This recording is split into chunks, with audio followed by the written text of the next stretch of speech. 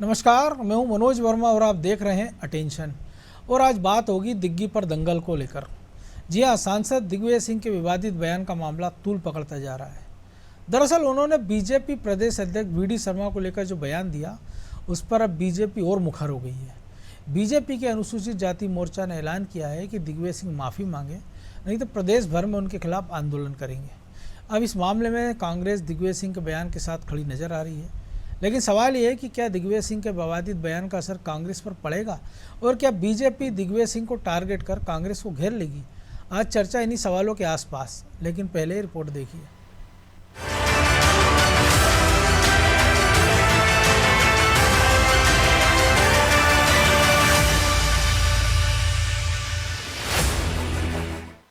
माननीय वी.डी. शर्मा यदि मुझे आतंकवादियों का हिमायती मानते हैं तो उनकी नपुंसकता पर मुझे निराशा होती है।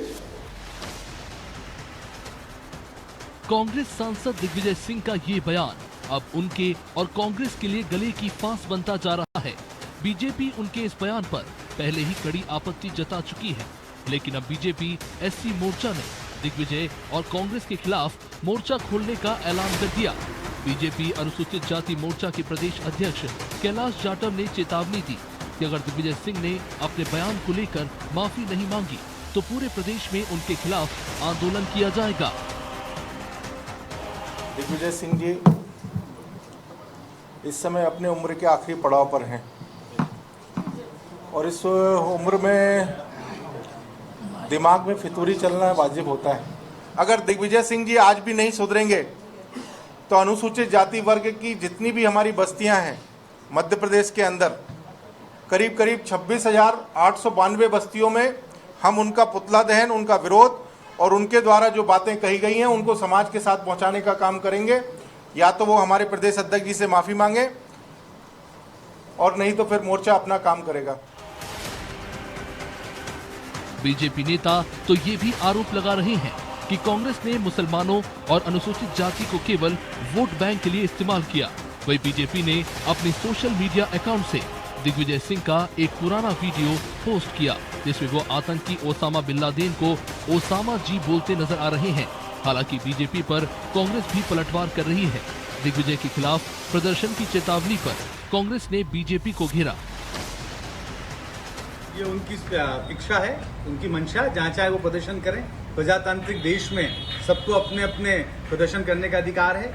लेकिन क्या दिक्कत हो गई दिग्विजय सिंह जी के बयान में? अगर दिग्विजय सिंह जी ने कहा कि वी.डी. शर्मा जी भारतीय जनता पार्टी के मुखिया हैं और कानून व्यवस्था और जो जिस तरीके से काम है वो सीधे तरीके से करना पड़ेगा, और जो नहीं करता है उसको क्या कहा जा सकता है? तो जो नहीं काम करने वाले को जो शब्द इस्तेमाल करना था वही शब्द वी.डी. शर्मा जी के लिए उपयोग किया गया। कुल मिलाकर कहें तो बीजेपी दिग्विजय सिंह के बयान पर मुखर होती जा रही है, जो कांग्रेस के लिए परेशानी खड़ी कर सकती है। खैर, इससे पहले भी दिग्विजय और कांग्रेस के बाकी नेताओं के बयानों से पार्टी को नुकसान उठाना पड़ा है, लेकिन जब मामला दिग्विजय सिंह से जुड़ा हो तो बीजेपी इसे हर हाल में भुनाने की कोशिश करती ही है, क्योंकि ये उसके पक्ष में रहता है। हालांकि अब देखना दिलचस्प होगा कि आने वाले दिनों में बीजेपी सड़क पर दिग्विजय का विरोध करेगी या फिर वो माफी मांग लेगी। ब्यूरो रिपोर्ट, अनादि टीवी।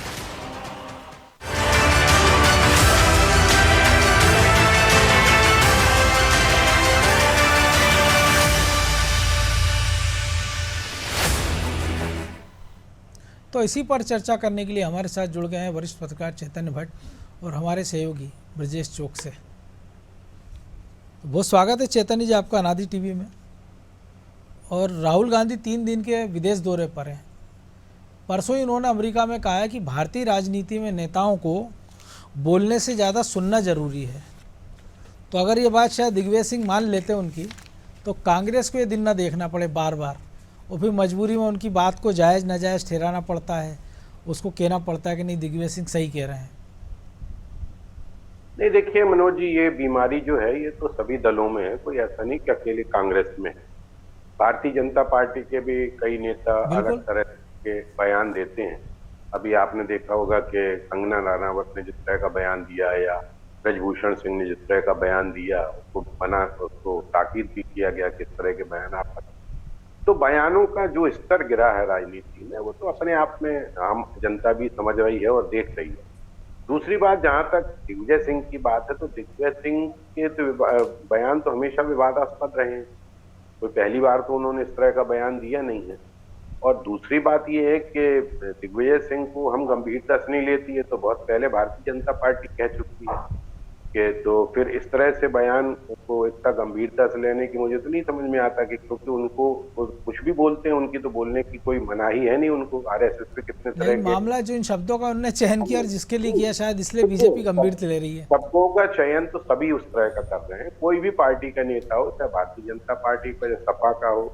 अभी आपने देखा होगा कि एक वीडियो जो चल रहा है कि जिसमें योगी छक्का बोल रहे हैं किसी को, तो फिर उसके बदले में वो छक्का कह रहे हैं। तो इस तरह के जो मर्यादा है भाषण की या आपके वक्तव्यों की, वो तो लगातार गिरती जा रही है। और ये कोई ऐसा मामला नहीं है कि जिसमें पहली बार किसी ने कोई इस तरह का बयान दिया हो।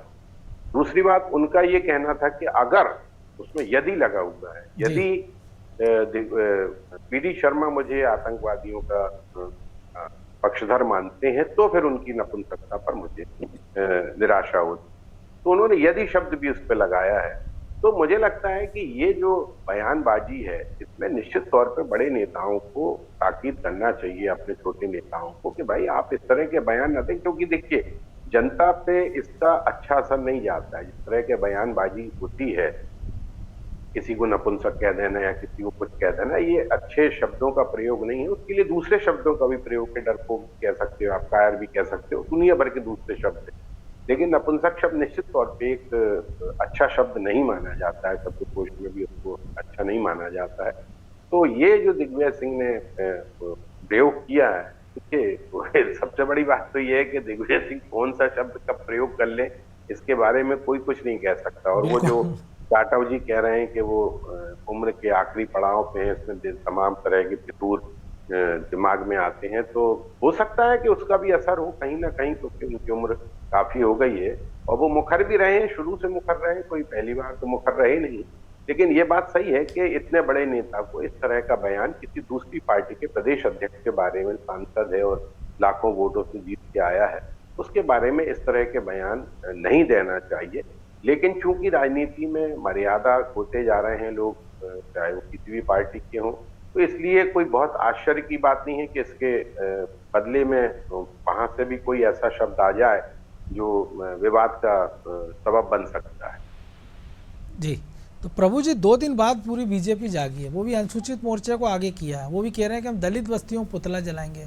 अगर विरोध करना था तो जब कल बयानबाजी हुई थी, वीडी शर्मा ने काउंटर किया था उसका, कल ही पूरे बीजेपी को सड़क पर जाना था। परसों ही वो गए थे थाने, शिकायत करके आए एमपी नगर थाने में, तो अगर एफआईआर करा सकते थे वो, लेकिन ऐसा नहीं करके एक मोर्चे को आगे कर रहे हैं। तो टाइम पास कर रही बीजेपी भी यह मैसेज दे रही है कि ठीक है, दिग्विजय सिंह के बयान को हम गंभीरता से लेते हैं और नहीं भी लेते हैं, इसलिए हमारी पूरी पार्टी की जगह एक मोर्चे को उनके पीछे लगा दो। देखिए मनोज जी, राजनीति एक ऐसा पेशा है, पेशा शब्द प्रयोग कर रहा हूँ यहाँ पे, जिसमें हर मौके को भुराया जाता है। वो किसी के अंतिम संस्कार में जाते हैं तो उसकी भी फोटो खिंचा के वो अपने समर्थकों के वायरल करते हैं, किसी के बच्चे के जन्मदिन में जाते हैं उसको भी वायरल करते हैं, उसको भी लोगों तक पहुंचाते हैं। वो हर शब्द को, हर बात को, हर घटना का इस्तेमाल अपने फायदे के लिए, अपनी पार्टी के फायदे के लिए करते हैं। ये राजनीति, चाहे वो भारतीय जनता पार्टी हो चाहे कांग्रेस हो, निश्चित तौर पर ऐसा कोई भी मौका आता है, तमाम दल के नेता उसमें जो है अपने फायदा देखते हैं, उसके हिसाब से राजनीति करते हैं। क्योंकि एक विषय था, वीडी शर्मा ने उसका जवाब दे दिया था, निश्चित तौर पर अच्छा जवाब दिया था, उसी भाषा में दिया था जिस भाषा में दिग्विजय सिंह ने कहा था। पार्टी के कई नेताओं ने उसको लेकर भर्त्सना भी की थी, उस बयान की उसको अनर्गल भी बताया था, दिग्विजय सिंह की बहुत लानत मलानत भी कर ली थी। उसके बाद वो थाने में भी जाके आवेदन दे के आए, वो भी एक उन्होंने कर लिया। लेकिन खत्म किसी मुद्दे को नहीं करना है, खत्म उस मुद्दे को जिंदा रखना है। क्योंकि भारतीय जनता पार्टी के लिए मध्य प्रदेश में उनकी जो स्कीम्स, उनके जो काम, उनका संगठन के अलावा यदि और कोई ऐसा इंग्रेडिएंट है जो उनको चुनाव जिता सकता है तो वह दिग्विजय सिंह। वो दिग्विजय सिंह को हमेशा जिंदा रखना चाहती है भारतीय जनता पार्टी मध्य प्रदेश में। जिस तरीके से राम का नाम आए तो रावण जिंदा है, तभी राम की महिमा का वर्णन होता है, तो उसी तरीके से वो दिग्विजय सिंह को जिंदा रखना चाहते हैं, जिनको कि मिस्टर बंटा आधार का उन्होंने टैग लगा रखा है। तो वो दिग्विजय सिंह को जो भी कुछ भी कहेंगे, दिग्विजय सिंह उसको इस्तेमाल करेगी, चाहे किसी भी रूप में वो हो बात उनकी। तो ये निश्चित तौर पर उसको तरीका है पार्टी का अपने लोगों तक संदेश पहुंचाना, अपना मोबिलाइजेशन दिखाना, अपने कार्यकर्ताओं को लगातार एक्टिवेट करना और सामने वाले को नुकसान पहुंचाना, जो भी विपक्षी पार्टी है, उसके नेता है या उस पार्टी को। क्योंकि आप दिग्विजय सिंह पे हमला कर रहे हैं तो पूरी कांग्रेस पर भी हमला कर रहे हैं और प्रदेश भर में नहीं कर रहे हैं। इसका असर दूरगामी जो है केंद्रीय नेतृत्व तक भी आप खींच रहे हैं, क्योंकि अभी 2 राज्यों में भी चुनाव है, फिर और चुनाव होने।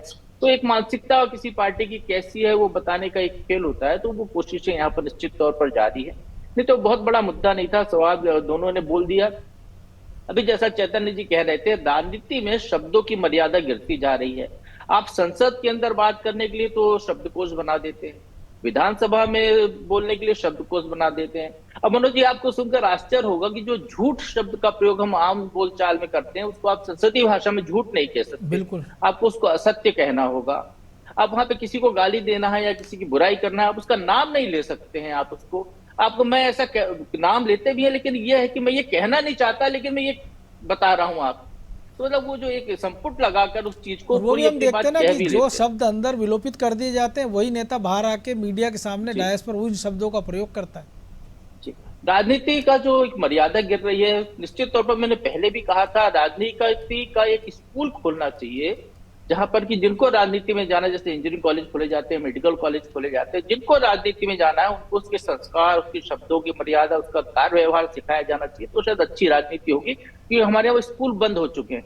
जो राजनीतिक दल थे उनमें जो भर्ती की प्रक्रिया थी, थोड़ा सा है जी, जो राजनीति चल रही हो सकता है उसमें भी आरक्षण की मांग हो जाए कि भैया इसमें भी SC ST और OBC को आरक्षण दे दिया जाए नेतागिरी सीखने में भी, ये भी एक संकट हो जाएगा। लेकिन कांग्रेस में ऐसा नहीं है। कांग्रेस में तो जो आए भब्बड़ है बिल्कुल। अब बीजेपी भी उसी रास्ते पे आ गई है कि सबको ले लो, सबको ले लो, जिससे चुनावी फायदा हो, चाहे वो बुलबुला हो या वो लंबे समय तक खिलने वाला कमल हो, लेकिन आपको उसका इस्तेमाल करना है। तो उसमें जो है इस तरीके की स्थितियां निर्मित हो रही हैं। निश्चित तौर पर वो शब्द राजनीति के नेताओं को सार्वजनिक मंच पर या पब्लिकली बोलना चाहिए, जो शब्द वो अपने घर में बैठकर अपने ड्राइंग रूम में अपने बच्चे नाती पोतों के सामने बात कर सकते हो, तो शायद बेहतर होगा। क्योंकि आप ऐसे शब्दों का प्रयोग करते हैं जो आम बोलचाल में नहीं है। पान ठेला टाइप के शब्द प्रयोग करते हैं। पान ठेला चाय की गुमटी पर बैठकर आप जो बातें कर रहे हैं वो आप भरे मंच से बोल देते हैं, किसी बड़े नेता के लिए बोल देते हैं। निश्चित तौर पर वो बड़े ज्यादा मार्जिन से जीते हुए नेता है, एक पार्टी के प्रदेश अध्यक्ष है, उनकी गरिमा है, संसद के सदस्य है, उसके लिए इस तरीके का शब्द दिग्विजय सिंह को, क्योंकि वो भी उसी मुकाम पर है, वो भी संसद के सदस्य हैं, राज्यसभा में है, 10 साल तक मुख्यमंत्री रहे। तो ये जो आप जो सिखा रहे हैं वही आपके नीचे के आने वाले कार्यकर्ता सीखेंगे। आगे चलकर आपकी पार्टी के यदि अच्छा हो रहा है या बुरा हो रहा है उसके लिए भी जिम्मेदार वही नेता है। लेकिन कह सकते हैं ना वो तो समान भाव से, क्योंकि जो उनकी संसद सदस्य थी उसको भी वो टंच माल के देते हैं सार्वजनिक मंच से। लेकिन ब्रजेश जी, जो प्रभु जी ने कहा, चैतन्य जी ने भी कहा कि इसका हल तो कुछ दिखता नहीं, क्योंकि हर नेता ये बात करता है, फिर बाद में सुचिता की बात होती है, राजनीति में सब चीज़ें बात होती, फिर बयान उसी दिशा में जाते हैं। और जो विपक्षी पार्टी होती है, चाहे वो बीजेपी की हो चाहे कांग्रेस की, वो उसकी लानत मनानत करती है, लेकिन उसके नेता भी वही भाषा बोलने लग जाते हैं। इसका उपाय क्या? और दूसरा, फिर दिग्विजय सिंह को लेके बीजेपी कहती गंभीर नहीं है, लेकिन जब वो कुछ बोलते हैं तो पूरी पार्टी उसको हाथों हाथ लपकने लग जाती है। देखिए मनोज जी, जब उनको लगता है कि ये कह देने से कि दिग्विजय सिंह को गंभीरता से लेने की ज़रूरत नहीं है, तब उसके फ़ायदे देखते हैं। अब जो आंदोलन की बात हम कह रहे हैं, SC ST मोर्चा जो कह रहा है कि जाके करेंगे हम अपनी 26,892 बस्तियों में, तो मुझे लगता है कि उनको इस बात पर लेकर जाकर आंदोलन करना चाहिए कि दिग्विजय सिंह ने उसी मंच से एक चीज़ और कही थी कि दलितों, आदिवासियों से ज़्यादा नुकसान मतलब उनको नहीं मिल रहा, मुसलमानों से बदतर स्थिति है। तो क्या मुस्लिमों की ज़्यादा बदतर स्थिति है क्या वो SC ST से? तो क्या उनका हक देना चाहते हैं उनको, जिन SC ST की वो वकालत करते थे? क्या BD शर्मा के बयान को लेकर पब्लिक में जाने से क्या बीजेपी को फ़ायदा होगा? निश्चित तौर पर इस पर विचार करके यदि वो करते, जनता के मुद्दों को, जो जनता के हित के मुद्दे हैं, जो उनसे जुड़े हैं, जो उनसे जनता की लाभ हानि होती है, उन मुद्दों को लेकर जनता के बीच में जाएंगे तो ज़्यादा बेहतर होगा। इन्होंने भी नहीं किया, मतलब हाँ, होमवर्क इन्होंने भी नहीं कहा। वो कह रहे हैं, हमने वो बाइट दिखाई है अभी कि हमारे होंगे ऊपर से कि इस पे करना उतना कर लिया। हाँ, कि अध्यक्ष जी से माफी मांग ले, नहीं तो हम अपनी वो SC ST की बस्तियों में जाके आंदोलन करेंगे उनके खिलाफ। तो भाई SC ST की बस्तियों में क्यों? अध्यक्ष तो पूरे प्रदेश के हैं, वो अध्यक्ष तो पूरी पार्टी के हैं, तो फिर आपका मोर्चा ही क्यों आंदोलन करने जा रहा है? आपका मोर्चा आपके बारे में जो बोला है कि आपका वो काट सकते हैं क्या, आरक्षण काट सकते हैं क्या, आपके जो हित हैं वो उनको नुकसान पहुंचाना चाहते हैं दिग्विजय सिंह, उसको लेकर आप जा रहे हो, तो आपको वो बोलना चाहिए कि दिग्विजय सिंह किस तरह से। लेकिन मुझे लगता है कि यहाँ भी जो आपने कहा ना, होमवर्क सही नहीं हुआ। उनसे कहा गया कि ऐसा BD शर्मा जी के बारे में बोला है, पूरी बात ना बता के इतना कहा, तो उन्होंने कहा ठीक है हम आंदोलन कर लेंगे। तो ये तो स्थिति बीजेपी की भी है, समझ में आते ही लग गया, स्पष्ट हो गए। बता दिया एक मोर्चा अध्यक्ष मैं भी हूँ। हाँ हाँ। और रही बात जो आपने कहा कि कैसे रुकेगा, तो मनोज जी ये वैसे ही रुकेगा जैसे ऊपर से आप रोकना चाहोगे। जब आपके बड़े नेता इस तरह की बयानबाजी करते हैं तो आप छोटों को कैसे उपदेश दे दोगे? एक आध छोटे पे आप कार्रवाई कर देते हो। बड़े बड़े लोग जब आपके नेता दें, अजी चाहे राहुल गांधी दें, चाहे नरेंद्र मोदी दें, चाहे आपके राष्ट्रीय अध्यक्ष दें, उधर से बड़े नेता देते हैं तो नीचे वाला तो देगा ही ना। जैसा आपका नेतृत्व करने वाला है, जो आगे नेता चल रहा है, तो सबसे पहले ऊपर से सफाई होनी चाहिए, वहाँ गाइडलाइन बननी चाहिए। जो गाइडलाइन हमने विधानसभा में बनाई है, जो लोकसभा में बनाई, क्या आप अच्छे शब्दों में भी आप किसी की आलोचना कर सकते हो? हमने देखा अटल जी आलोचना करते थे, कितने मर्यादित शब्दों में करते थे और लोग सुनते थे आलोचना को भी, और वो भी वैसे ही चुपती थी मनोज जी। जिस तरह से आप गाली दे रहे हो किसी को तो वो आलोचना भी चुपती थी। आप देखिए कि इसके बाद विधानसभा में भी देखा, सुषमा स्वराज को देखिए आप किस तरह से बयान देते थे, किस तरह से आलोचना करते थे। तो आलोचना करने के तरीके, शब्द भी अलग हो सकते हैं, वो भी उतने ही असरकारक होते हैं, और मैं कह सकता हूं कि वो ज्यादा असरकारक होते हैं पब्लिक के हिसाब से यदि देखा जाए। ये व्यक्तिगत एक किसी को बुरा लग जाता है कि बीडी शर्मा को आपने बोल दिया तो बीडी शर्मा ने अपने दिल पे ले ली, यदि आपने दिग्विजय सिंह को कोई अपशब्द बोल दिए तो उन्होंने अपने दिल पे दे दी। और बीडी शर्मा और दिग्विजय सिंह का बीच का तनाव कोई पहली बार का नहीं है मनोज जी। जब बीडी शर्मा अध्यक्ष बने थे, इसके बाद से देखिए किस तरह से उन्होंने मुद्दे उठाए दिग्विजय सिंह ने, तब से ये चली आ रही अदावत, केस तक दर्ज है, मतलब बीडी शर्मा पे करा चुके हैं, अभी भी एबीपी के नेता थे तब से चला आ रहा है, तब से चला आ रहा है। तो ये अदावत लंबी है। तो वो राजनीति से मुझे लगता है जो मतभेद हो गए हैं, मतभेद होना चाहिए, मनभेद हो गए हैं दोनों के बीच में, अब वो राजनीति से ऊपर व्यक्तिगत लेने लगे हैं एक दूसरे के बयानों को, तो ये कड़वाहट इसलिए बार बार निकल कर आती है। तो चेतन जी, लेकिन जो ब्रजेश जी ने कहा कि तैयारी भी आधी अधूरी थी, क्योंकि उस सवाल के जवाब में काउंटर करते हैं, वो ट्वीट करते हैं दिग्विजय सिंह का कि ओसामा जी कहा था। अब एससी मोर्चे को आगे कर दिया जाता, पूरी पार्टी आ जाती। और जो दिग्विजय सिंह ने बयान दिया था, अभी एक कार्यक्रम था भोपाल में, और उन्होंने कहा था कि मुस्लिमों को SC ST से भी कम अधिकार मिले हैं, कम नौकरियां मिली हैं। ये मुद्दा भी अगर उससे जोड़ कर उठाया जाता तो शायद होमवर्क इतना अच्छा किया नहीं, आनन फानन में मोर्चा खोल दिया है। देखिए मनोज जी, इस समय हिंदू मुसलमान और आरक्षण, ये दो मुद्दे बहुत प्रभावी। हिंदू मुसलमान भारतीय जनता पार्टी कर रही है, आरक्षण को लेके तो तमाम तरह के जो राजनीतिक दल हैं, वो कोई OBC को 27% एक्स्ट्रा देने की बात कर रहा है, कोई मुसलमानों को देने की बात कर रहा है। तो ये दो जो मुद्दे हैं, ये कहीं ना कहीं पॉलिटिकल पार्टी, उसमें भी अगर वो आज जो राहुल गांधी ने कल रात में कहा है अमेरिका, उसको जोड़ देते शायद बेहतर होता, क्योंकि आरक्षण को लेके भी कहा कि जिस दिन हमको लगेगा सक्षम हो जाएंगे, आरक्षण खत्म कर देंगे। हाँ, वही बात है। तो आरक्षण एक बहुत बड़ा मुद्दा है, और निश्चित तौर पे सारी पॉलिटिकल पार्टी को उसका फायदा लेने की कोशिश करती है। दूसरी बात सबसे बड़ी ये है कि कई बार नेता जानबूझ के इस तरह के बयान देते हैं ताकि उनको पब्लिसिटी मिल सके। आपने देखा होगा कि दिग्विजय सिंह का जो बयान है, उस पर हम आज चर्चा कर रहे हैं, अखबारों की सुर्खियां बनी हैं, संसद में भी इस तरह की बातें होती हैं, बाद में उसको विलोपित कर दिया जाता है, लेकिन वो अखबारों की सुर्खियां बन जाती हैं, उस पर टीवी बहस होने लगती है।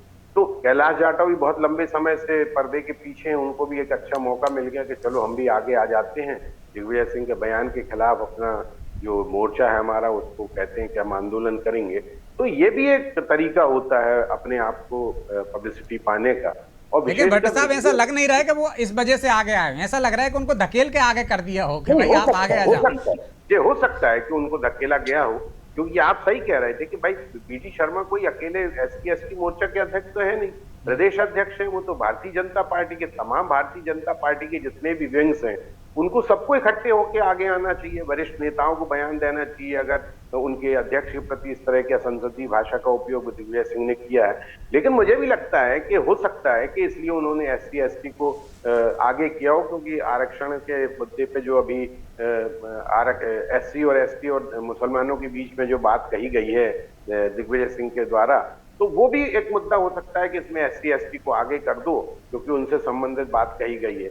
लेकिन कुल मिला के अगर हम देखते हैं तो ये बात सही है कि किसी न किसी स्तर पर, देखिए जब आप छत पे हो, खड़े हो, और वहां ऊपर की सीढ़ी से आप जब सफाई करोगे तब नीचे तक सफाई हो पाएगी।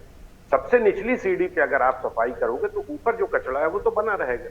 तो ये सही बात है कि जो वरिष्ठ नेता हैं, जो ऊपर के नेता हैं, उनको अपनी भाषा पे संयम रखना चाहिए, और फिर जब अपनी भाषा पे वो खुद संयम रखेंगे तो निश्चित तौर पे उनके नीचे के जो स्तर के नेता हैं वो अपनी भाषा को सुधारेंगे। लेकिन आपको नहीं लगता है कि, मैं आऊंगा फिर आपके पास, कि कि जो आपने ऊपर से सफाई का किया, कि ऊपर से सफाई की जगह जो ऊपर ये यहाँ जो कचरा भरा है इसकी सफाई ज़्यादा जरूरी है, जो दिमाग में भर गया। तो वो भी तो ऊपर ही है ना। वो तो संभव नहीं है आज की राजनीति में। वो तो जितना कचरा भर चुका है और लगातार भरता जा रहा है, उसकी कोई सीमा नहीं है। इसलिए लेकिन भट्ट साहब नए दौर में गीला और सूखा कचरा अलग कर देते हैं, तो कुछ ऐसा भी तो कर सकते हैं दिमाग में कि भाई एक कचरा अलग कर दो, दूसरे लेकिन उसकी भी रिसाइकल कर लो। लेकिन उसकी बिजली तमाम प्रोडक्ट बन रहे हैं, लेकिन उस पर बाद में बात करेंगे। लेकिन प्रभु जी एक और जो टाइमिंग है कि आज ही जो एक बड़ा आंदोलन कर रहे हैं जीतू पटवारी, उमंग सिंगार उससे दूरी रखते हैं, दिग्विजय सिंह दूरी रखते हैं, और बीजेपी ये मोर्चा खोलती दिग्विजय सिंह के खिलाफ कि हीरो उनको बना दिया जाए। तो वो जो मामला था वो पीछे चला गया कि भोपाल का प्रदर्शन भी और मंदसौर का प्रदर्शन भी चर्चा में दिग्विजय सिंह को ले आई बीजेपी। सोची समझी थी रणनीति है भी। हाँ बिल्कुल सोची समझी रणनीति है मनोज जी। मनोज जीतू पटवारी की तुलना में बिकाऊ माल यदि कोई है राजनीति के, तो दिग्विजय सिंह बहुत बड़े बिकाऊ माल है। नेशनल फेम है। दिग्विजय सिंह के खिलाफ आप कुछ करते हैं तो राष्ट्रीय स्तर पर उसकी चर्चा होती है, दूसरे राज्यों तक उसका असर होता है, और दिग्विजय सिंह कुछ कहते हैं तो इसका भी यही असर होता है। आप उसको जितना कैश कराएंगे उतना ही ज्यादा आपको जो है फायदा होगा। तो निश्चित तौर पर बीजेपी उस लिहाज से काम करती हुई दिखाई दे रही है। और जहां तक एसटी मोर्चे की बात है, तो उस मोर्चे के पास अभी करने के लिए कोई काम नहीं था। एक काम मिल गया, मोर्चे वालों ने सोचा होगा चलो पार्टी जो है सस्ता अभियान चला रही है, हमारे पास तो वैसे कोई काम है नहीं, तो एक दिग्विजय सिंह को ही लेके वो शुरू हो गए। बहुत सारे विषय हैं जिन पर राजनीतिक दलों के जो मोर्चे प्रकोष्ठ है उनको काम करना चाहिए, शायद वो वहां पर काम नहीं कर रहे हैं। ऐसे बातों को जिसको कि हम लोग अनर्गल कहते हैं, जिस बात को किसी ने गलती कर दी, बोल दिया, भूल जाइए आप उसको, उसका जवाब देके एक बार।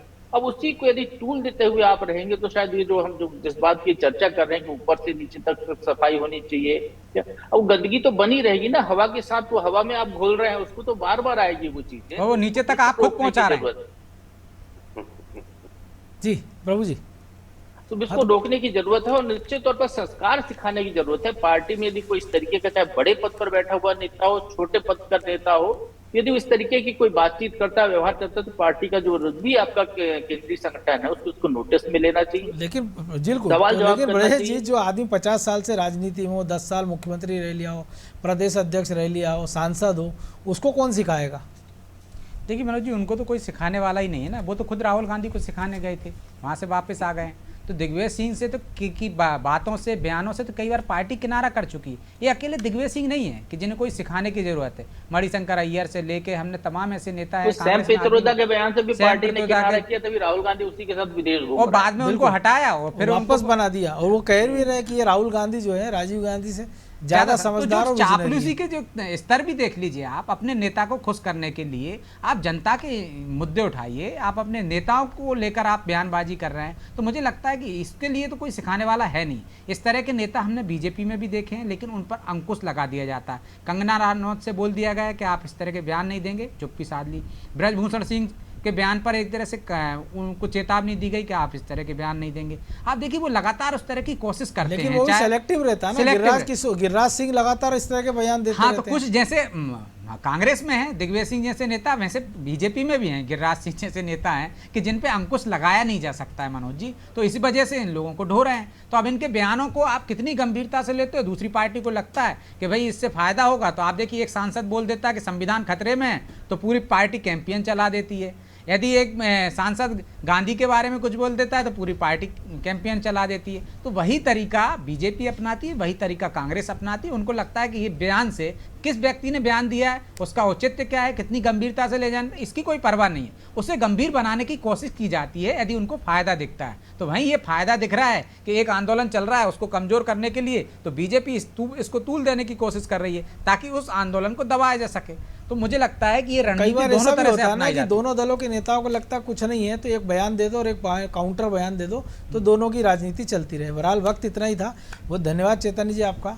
तो निश्चित तौर पर दिग्विजय सिंह अपने बयानों के जरिए कांग्रेस को संकट में डालते रहे हैं पहले भी, और निकट भविष्य में नहीं डालेंगे इसकी कोई गारंटी नहीं है। लेकिन कई बार वो ऐसे बयान दे देते हैं जिसमें पार्टी मजबूरी में उनको डिफेंस करना पड़ता है।